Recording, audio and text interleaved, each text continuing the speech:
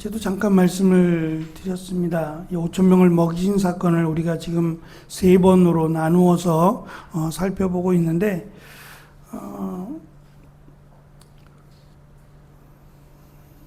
쉬운 성경의 장점이 아무래도 성경을 좀 이해하기 쉽도록 하자는 것에 장점이 있습니다.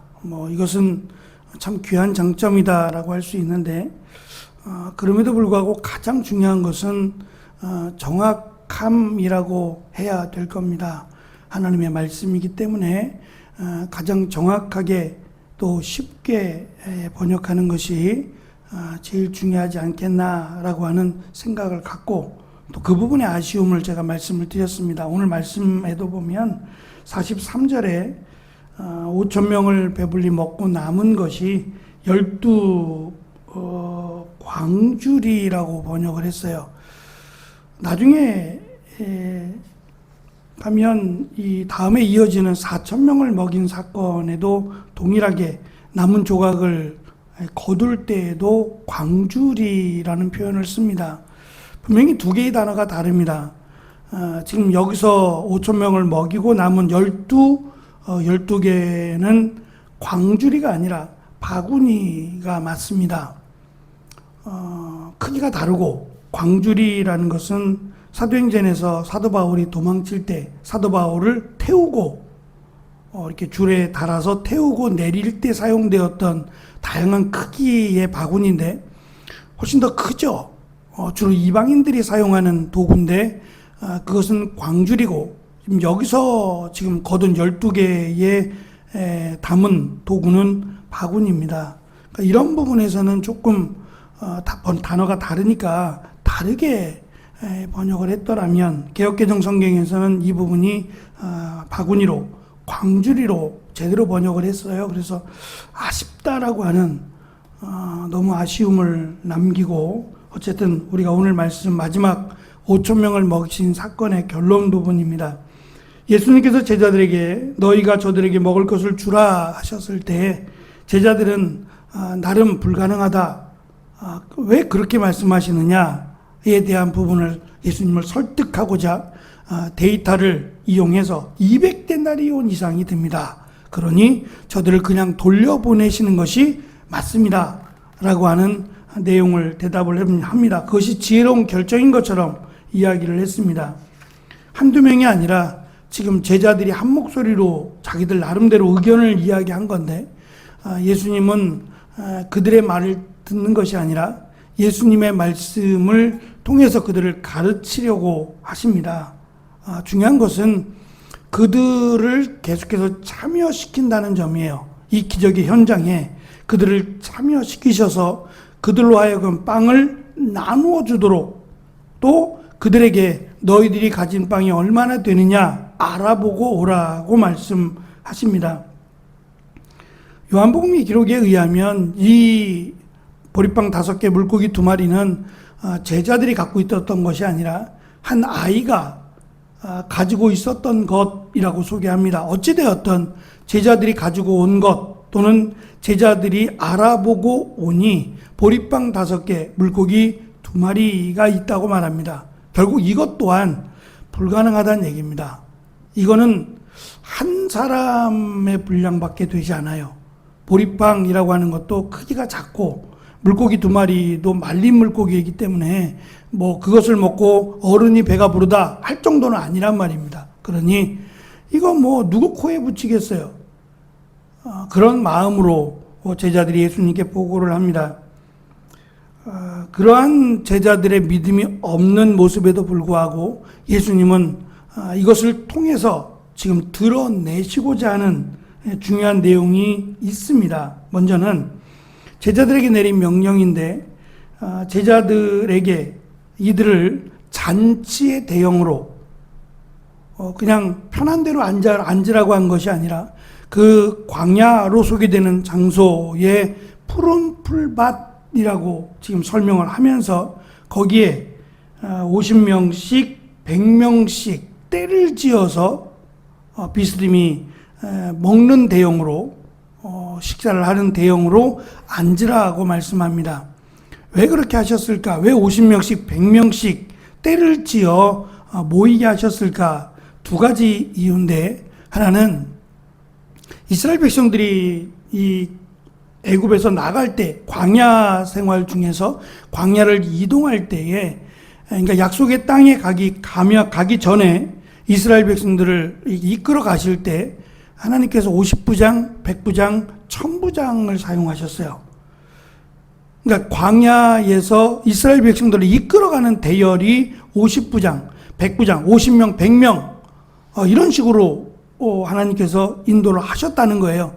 그것을 지금 그대로 표방을 해서 새 출애굽이라고 하는 하나님의 나라를 향하여 가는, 그러니까 출애굽의 모습을 그대로 지금 담아서 새 출애굽하는 하나님의 나라를 향하여 가고 있다라고 하는 것을 강조하심이고, 또 한 가지는 이사야 40장부터 55장은 광야의 변화가 있을 것이라는 거예요. 마지막 때가 되면 그때는 광야의 변화가 있을 것이다.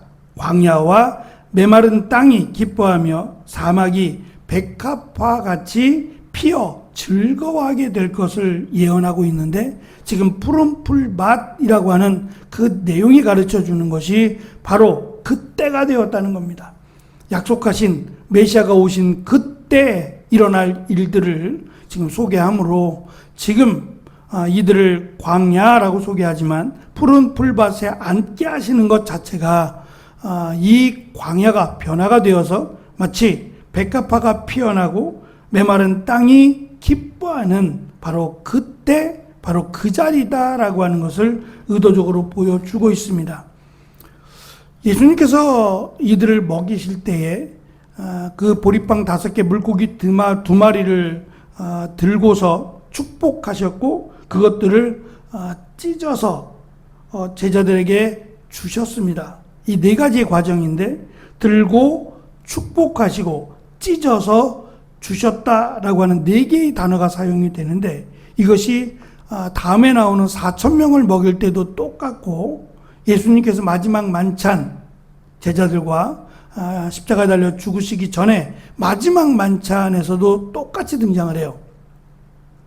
결국 이것은 5,000명을 먹이신 이 사건은 아까 말씀드린 5,000명이나 12바구니나 이것들이 유대인들에게 허락하시는 하나님의 은혜와 약속이거든요. 근데 4,000명이라고 하는 그 숫자, 또 광줄이라든지 이런 것들은 이방인을 상징하는 내용들이에요. 근데 유대인들에게 주셨던 이 풍성한 은혜와 축복이 4,000명으로 소개되고 있는 이방인들에게도 동일하게 하나님의 은혜와 축복이 이어지고 있다는 점, 그리고 마지막 예수님이 십자가에 달려 죽으시기 전에 마지막 만찬에서 예수님의 몸을 상징하고 있어요. 예수님의 몸이 찢겨지고 있고 그 몸을 나누어 주어 먹게 하시는 이 장면으로 연결되고 있다라는 점이 특별합니다. 간과되지 않아야 될 점은 5,000명을 먹이시는 기적에서 예수님의 주된 사역 가운데 하나가 제자들을 이 기적의 현장에 참여자로 세우고 있다는 점이에요. 그래서 예수님이 직접 무리들에게 주는 것이 아니라 떼어서 제자들에게 무리들을 주도록, 제자들로 하여금 무리들에게 주도록 참여시키고 있다라는 점을 놓치지 말아야 됩니다. 기적의 결과가 2가지로 나타나는데, 하나는 다른 기적의 모습은 사람들의 놀람과 또 은혜를 찬송하는 모습으로 나왔어요. 병자를 고치거나 귀신을 쫓아냈을 때 사람들은 놀라했고 또 하나님을 찬송했는데, 이번에 오병이어의 기적은 42절에 보면 모든 사람이 먹고 만족하게 되었다라고 끝납니다. 마치 결론인 것처럼, 그것이 결론적인 모습인 것처럼 그렇게 먹고 만족하게 되었다라는 것으로 마무리가 되고, 2번째 12바구니가 되었다라고 하는 것은 이 기적의 현장에 남게 되는 12바구니가 바로 하나님의 새로운 백성, 출애굽하게 되는 새로운 백성들, 다시 말하면 12라고 하는 이스라엘의 12지파 또는 12사도를 통한 새로운 하나님의 백성이 조직이 되었고, 그들을 남기시고 그들을 통하여 하나님이 일하신다라고 하는 것을 통해서 새로운 이스라엘 백성들이 가지는 이 잔치가 앞에 있는 헤롯의 잔치와 정확하게 비교가 되고, 죽이는 잔치가 아니라 먹이시고 입히시는 잔치, 그리고 이것이 메시아의 잔치다, 하나님의 나라에서 맛볼 그런 예시적인 잔치였다라고 하는 것을 의도적으로 강조합니다.